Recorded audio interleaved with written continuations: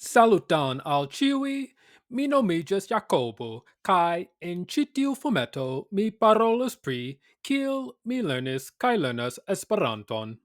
Okay, so I'm not going to speak in Esperanto the whole video. Just wanted to, have a little fun there. But yeah, so basically in this video, I'm just going to be talking about how I went about learning to speak Esperanto.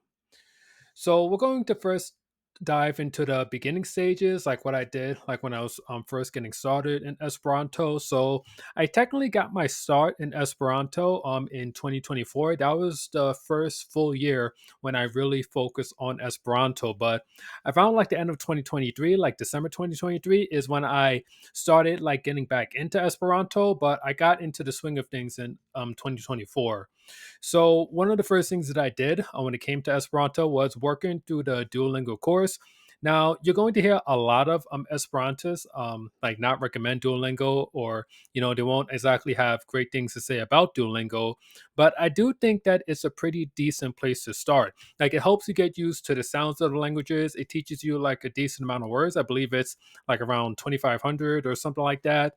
Like you start to figure out like you get to see like model sentences, which is a big deal too. So you get to see like how the words interact with one another. So I do think Duolingo is pretty good as far as just sort of getting your feet wet and getting accustomed with Esperanto. But you definitely want to look into utilizing other tools and resources. And one of the other major tools and resources that I use along with Duolingo was Anki. So Anki is an app. It's basically a flashcard app that you can use that can help you with memorizing just about anything. But for our purposes, we use it for memorizing words in our target language. So there's a bunch of different pre-made decks that are already out there. The deck that I purchased was actually a paid deck. It only cost me like a couple of bucks. I think it was like $10 or something like that. But the way that it had actually a lot more words. So there was like a free version and a paid version. So the paid version had more words than the free version, and there was also sounds with some of the decks as well too. So I could like read the word as well as hear it at the same time. So as far as decks like this, there's a couple of them out there. You go do some research in regards to that. But I do think pairing Duolingo with like a deck, I would recommend starting off with like 1,000 word deck. That helps to really just help you get a base vocabulary going with Esperanto. And another thing that I did was that I started consuming content in Esperanto. So I'm sure you might be wondering, like, how did I go about consuming content when I like barely understood anything in Esperanto? Like, I had a small vocabulary, and yeah, I will definitely have to say that it was very challenging. Starting out, when I didn't really understand anything, but it's one of those things where, like, as you just keep exposing yourself to it, and you just listen, and you just keep consuming more content in Esperanto, over time, like you're going to notice that your comprehension is going to get better and better.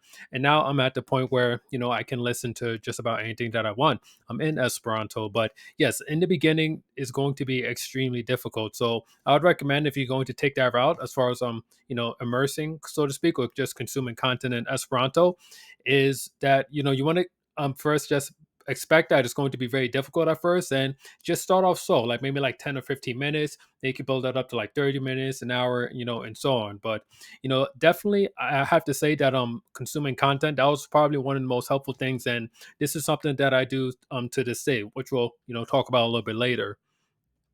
Now, moving on, what I would call like my intermediate stage when it came to Esperanto, was fairly similar in some aspects compared to like in the beginning stage. Like for instance, one thing that I kept doing was I just kept using Anki to help me with learning more vocabulary words in Esperanto. Yeah, I had found this deck that had, I think it was like over 6,000 words or something like that. So I would use that deck and I would just study from it every day. Like initially, I was just studying 10 words per day, but once I got towards the end of that deck, I boosted it up to 30 words per day. The reason why I did that is because at the time when I was using Anki, I was using it to study Esperanto, Spanish, and French at the same time. So I would study 10 new words per day from each card. So once I had finished my Anki decks for Spanish and French, I decided just to increase my load for Esperanto from 10 words per day to 30 words per day. But the thing is, I only had to do that for like about 2 months or so. So, it wasn't like too crazy. And I was already used to studying 30 words per day. So, if you want to like get through the deck faster, like the more new words that you add, the faster you're able to, study your deck. But there is a chance that the amount of reviews that you have to do may end up increasing. So you may need to find a sweet spot as far as like how many new words you want to learn per day with Anki. Another thing that really helped me out a lot in the intermediate stage was this tool that I use called Closemaster. I actually created an entire video in regards to Closemaster.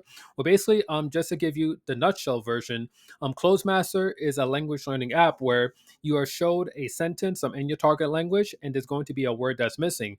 And your goal is that you need to figure out what's that missing word based on the context.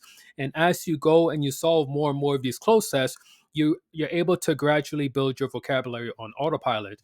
So once I got to the point where I had like a couple of hundred words or so, like of the most common words or source, once I knew like a couple of hundred words in Esperanto, I decided to add on Closemaster, and I would work through sentences using their English Esperanto deck. So English is my native language, of course, and I was studying their the Esperanto deck that they have, which was really solid. Like it definitely helped me out a lot. Another thing I kept doing, I just kept consuming content, so that was primarily watching videos as well as listening to podcasts. One thing that I like to do at night. So just to give you an idea of my life. So I have a like a day job, and after work, I'll go and I'll take a walk outside, just to get some fresh air and stuff. So one thing that I like doing is that I like listening to my podcast. So I'll listen to like a podcast in Esperanto, and I'll just have that playing like while I'm walking. So that could be a great way just to consume content and to do some language learning on your downtime. Another thing that became really important to me as well, like in my intermediate stage, is that I wanted to focus. Oh, pardon. I wanted to focus a lot more on writing. So I actually have an entire video that I created, which I talk about how you can go and like work on your writing in your target language. But just to make it brief, I utilize like a series of different apps and like tools and stuff. So the first app that I use to help me with like writing in Esperanto is a tool called Polygloss. So the way that Polygloss work is that basically you match up with a person that either is learning the same target language as you, or they're like a native language in your target language, and you have to choose to like a set of pictures. So you choose a picture, and then from there you go and you have to describe the picture like using your target language. So then you go and then you send that to your partner, and your partner has to figure out which picture you're describing based on what you've written in your target language. So once after they go and they check it, whether it's they choose the right one or the wrong one or whatever, from there now they have to do the same thing for you. So they choose a picture, they write something in the language that you're studying, they send it over to you, and then you have to figure out like which picture they're describing based on what they've written. So that's pretty useful. So it gets you just kind of used to just like writing short sentences in your language, just taking your first steps into outputting in your target language. Because the way that I like to think about language learning is that there's passive and then there's active. So passive is primarily reading as well as listening in your target language, whereas active is writing and speaking in your target language. So one thing that you'll notice, like once you've been doing language learning for a while, is that developing your passive skills in your target language is generally a lot easier than developing your active skills. And there really isn't a ton of great tools out there that can help you with just sort of taking your first steps into outputting into your target language. And I think this polyglot tool is really useful. So if you're someone that just wants to practice writing and just kind of get used to like stringing words together in your target language, this polyglot app is this polyglot app is really good for just helping you take your first steps. Another thing that became more important to me in the intermediate stage was chatting online. So one thing that's really cool about Esperanto is that there's a bunch of different chat rooms and groups on like Discord as well as Telegram, where you can go and you can meet other people that speak Esperanto, and you can just kind of chat back and forth with them like in Esperanto. So that was something that I started doing, just being able to read what other people wrote as well as being able to just kind of formulate my own thoughts, engage in discussions and conversations. That was something that was also really helpful for me too. And you can learn a bunch of different words that way. People can give you like sort of tips and tricks, and maybe like show you like what something that you're doing wrong, whatever. So it really just helps you get into the whole community aspect of Esperanto, which I really like. And another tool that I use was is called 65 words. So I started using 65 words after polyglots was just starting to get a little bit boring, and it just felt like a little bit too easy. Like one thing that's cool about polyglots is that they do have a ton of different like pictures centered around like different themes, but after a while like it is going to start to get a little bit repetitive, and you may need like more of a challenge. And I think 65 words is really like the sweet spot as far as just being challenging enough So that way you can sort of push out of your comfort zone, but not so challenging that it just starts giving you like stress and anxiety. So the idea is behind it, as you'll see in the name, is that you want to write at least 65 words in your target language. Now, the way that you could do that is that you could either use the prompts that the website provides you, or you can just write whatever's like on your mind or whatever. And depending on like who's on the site, like if there's somebody on there whose native language is your target language, they can hop onto your post or whatever it is that you wrote, and they can just make corrections on there. So that way you can see like what you did right, what could use some improvement, and from there, you just start to develop the habit of just expressing yourself and thinking in your target language. So I used that for about 6 months straight, and that was really helpful for me as well, as far as just kind of getting my writing to that next level, and really just sort of solidifying like all this sort of passive knowledge I had of Esperanto by just expressing myself like more and more. So now that brings us to the present day. So what have I been doing these days as far as just learning and improving my Esperanto? So one thing that's been super important to me, especially this year, is just practicing speaking in Esperanto. So prior to this whole speaking thing that I've been focusing on, I've been mostly focusing on just writing, listening, and reading. Well, I made like a little bit of reading, not a ton of reading, but a little bit of reading, but a lot of listening, a lot of listening, and a bit of like a little bit of writing, but not so much. But yeah, so all that being said, I realized that I wanted to really just kind of get my speaking like to that next level, like being able to form words, use my mouth, and just being able to speak on the fly, like the same way, or at least close to the same way that I'm able to do it in English. Like I want my Esperanto to get to that level. So there's a number of different things that I do. I actually created an entire video which goes over like my entire like speaking routine, but very briefly, like one thing that I do very often is like I'll practice reading out loud. So I'll just read for like 10 minutes out of like whatever book I'm reading at that time. I'm reading the Harry Potter book in Esperanto, which is definitely a great book. So I'm doing that. So I'm reading out loud for about 10 minutes. I practice talking to myself. So one thing that what I'll do is that I'll just turn on the recording app on my phone, and from there I'll just start like speaking in Esperanto to my phone for about like 10 minutes. Another thing I do is shadowing. So basically, the way the shadowing works is that I'll listen to an audio of somebody speaking Esperanto, and my goal is that I'm going to speak at virtually almost exactly the same time that the person in Esperanto is speaking as well. And my goal is like basically to make my voice, my tonality, as close to the recording as possible. So this is really great to help with like your pronunciation. It can expose you to like some new vocabulary. Like it really, this is definitely a practice I highly recommend. I didn't come up with this practice. There was a guy named Alexander Orguelis. He didn't come up with it either, but he's the guy that like basically popularized shadowing. So that's something I do a lot of, and also do singing as well. I didn't include it on this list here, but there's a couple of songs that I really enjoy in Esperanto, and I happen to have access to the lyrics, so I'll just practice my speaking by singing these songs. So I mentioned a little bit about this previously about reading books. Like I said, I'm reading the first book of Harry Potter in Esperanto. It's an unofficial translation. Funny story about it is that the people that had went and wrote the translation for the Harry Potter book, they had went to the publisher and asked them if they could like publish an Esperanto version of it.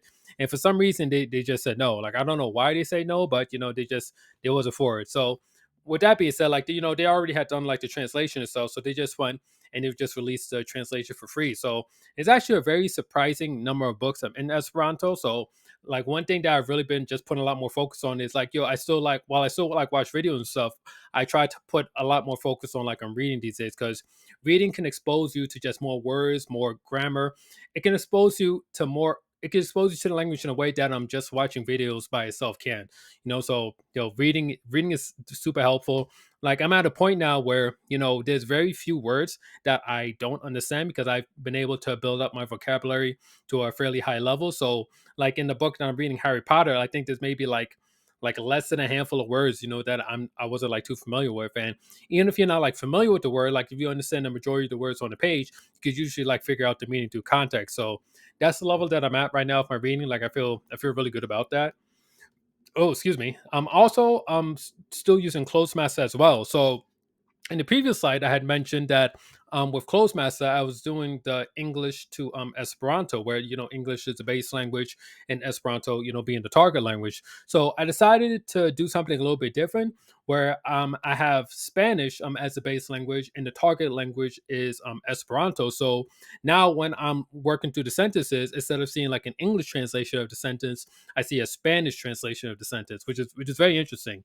So the reason why that I'm doing that is partially because like I'm also happen to be studying Spanish at the same time. So by doing it that way, I'm exposing myself to Spanish and Esperanto, and I'm kind of working on both of them at the same time. Like I still count it more so as just like me working on my Esperanto, but it's kind of nice that I'm able to get some benefit from like seeing Spanish alongside with the Esperanto. Something that I started doing relatively recently as well is that I've started journaling in Esperanto. So the thing is, I had started journaling back in about like 2020. So I was journaling before that, but I wasn't doing it on a very consistent basis. It wasn't until like about June 2020 when I really got serious about like journaling on a regular daily basis. So it's funny. One day I was just thinking to myself, I was like, you know what? Like I already, journal, every day, like in English itself. Why don't I just go and switch to journaling from, English to, Esperanto? So I mean, it was a little bit tricky at first because, like, obviously it takes a little bit getting used to, but now that I've been doing it for a little while right now, like it's starting to feel like a bit more natural to journal in Esperanto. So that's a really easy way to just go and just work on your writing. So if you're someone that already has a journaling practice, you could just switch your journaling practice from like English to to Esperanto. So for me, I had initially tried to like have a separate journal for Esperanto, and on the surface, that does kind of make sense as far as like trying to like maybe like keeping things separate, may be better and stuff. But I found for me that it's just easier to have like all my journaling done in one place. Like if I write English one day, if I write Esperanto the next day, what I mean, like so be it. So, that's something you may need to consider whether you want to like have a separate journal or you want to just keep it all in one place.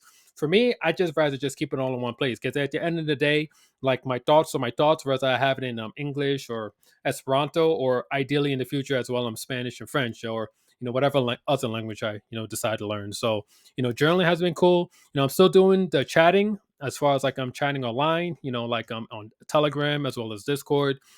So there's a pretty there's not a ton of like active groups out there, but there's a decent amount, and you can just kind of find your place and just use that as a way to just practice chatting. So I enjoy doing that.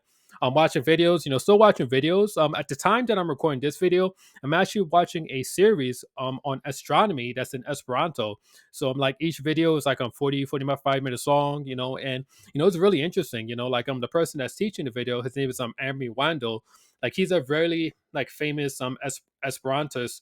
I believe he's over in Israel if I'm not mistaken. But yeah, like he put this entire series together, and it's like it's pretty great. So yeah, so that's about it as far as like everything that I'm doing, as far as like how I went about learning Esperanto. This is, and just to be clear, as a final thought, like I'm not saying that the way that I'm learning Esperanto or the way that I've went about learning Esperanto is the only valid way to go about doing it. Obviously there's many ways up the mountain, but a question that I've heard from time to time is, especially from beginner people, how they should go about learning Esperanto. you know I never was really in a position where I can give like sort of a like comprehensive answer. So I think by having like sort of this like three phases, like these three stages in mind, it can help you with sort of figuring out for yourself like how you want to go and structure your learning in Esperanto. Now, if you're someone that's already learned Esperanto, or maybe you've already attained like a sufficient high level, I definitely love to hear, like what it is that you've done or how you went about, structuring your training. So, feel free, to leave a comment down below. So yeah, so that's all I have for you today in this video, and I will catch you in the next one. Jeez.